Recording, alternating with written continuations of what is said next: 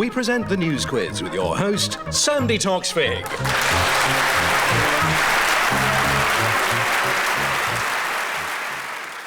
The first time I did the news quiz, I was so nervous. It's like because everyone, as soon as I said I'm doing the news quiz, people go, "Are you doing the news quiz?" It was a huge thing, and I arrived and I had no idea what to expect, because when you listen at home, it's 28 minutes or something. We record it for 90 minutes. Yeah. So you don't know that. I didn't know that, and I was so nervous. And I met Jeremy first of all, and he was very sweet. And then Sandy, and that's Sandy Toksvig. Now, this is someone who has, this woman's been in my life longer than any relationship I've ever had. And she was so nice. I think that comes across in the live audience, but also in the broadcasts. I'll give an extra point. Does anybody know about the Conservative MEP who is standing down? Does anybody know about this? Yes. Extra point, Yep. yes? You do know about Well it, is done, that it? Susan. Is that all you're saying? You do know about it? Point And to I us just in point the to you. bag. Well done. Well, I don't want to talk about it. It's too No. upsetting. So well, extra point there for Susan. I'm talking to none other than the producer of the news quiz, Victoria Lloyd. Hello, Victoria. Hello. What does a producer actually do? This is a good question.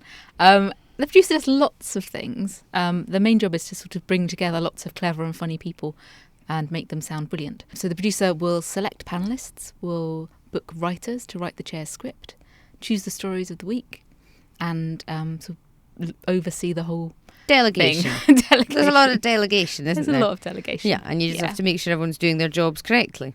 I've got a friend who moved with her husband up to Aberdeen. Oh, yeah. On his first day in his new office, someone came up to him and said, "Ferry boots comfy?" And he genuinely said, "They're brogues." That's hilarious. Trust me. What was the question? Ferry boots comfy? Are ferry It boots means- comfortable? In your own case, the answer is Denmark. Whereabouts do you come Ferry from? boots. Ferry boots you from. Comfy. Honestly, me in the audience, Yeah. no idea.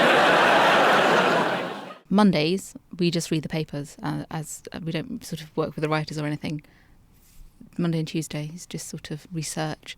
On Wednesday, the writers arrive, and we have a meeting at 11 in the morning where we discuss the first batch of stories that have cropped up in the week so far.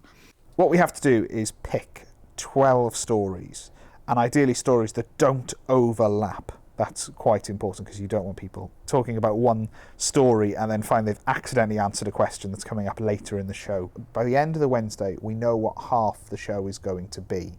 And on the Thursday morning, we pick the other half. And that's the day that Sandy's with us. So the backbench revolt, Yeah, and then Did you see the picture of the Cameron sitting with the Danish Prime Minister? I just thought the Danes had done rather well. She's very pretty. Right. Is she lovely?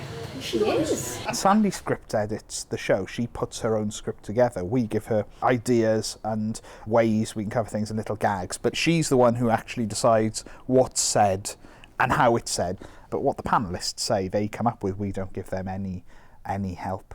What we really do is provide the backbone to the whole show, I suppose, the little bit of summing up that she does at the end of the question.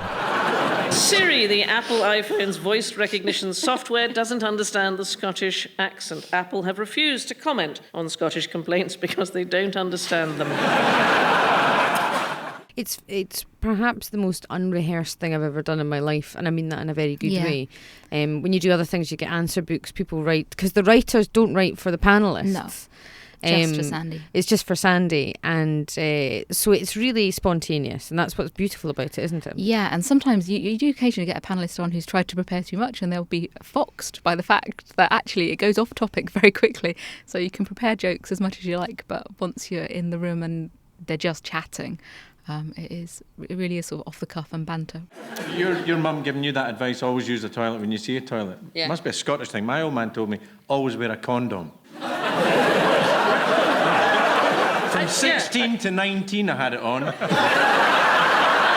had enough uric acid on me to survive a Holocaust. I'm Neil Sleet, and I've been doing the news quiz for, I think it's about 2 years now, so I'm the new boy. There's been people doing it a lot longer than that. We start round 2 with a sign spotted in Upton upon Severn. Get your pet microchipped. Cost £12 per dog or cat, £10 for OAP. So we finished recording it at about, 9:15, 9:30. Yeah. What happens to the show after that?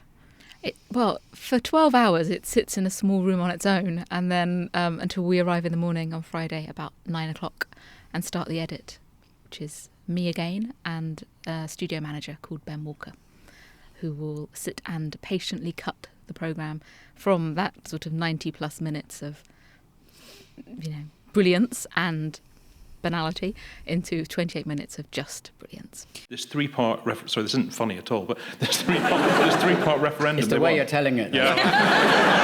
Tell you what, I'll do it, and maybe you can think of a joke afterwards.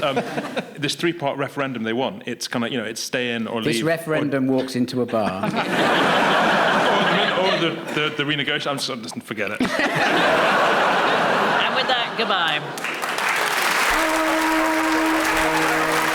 Taking part in the news quiz was Susan Calvin, Fred McCauley, Hugo Rifkind and Jeremy Hardy. In the chair was Sandy Toksvig, and the news was read by me, Neil Sleet.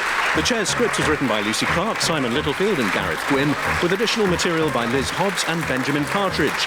The producer was Victoria Lloyd.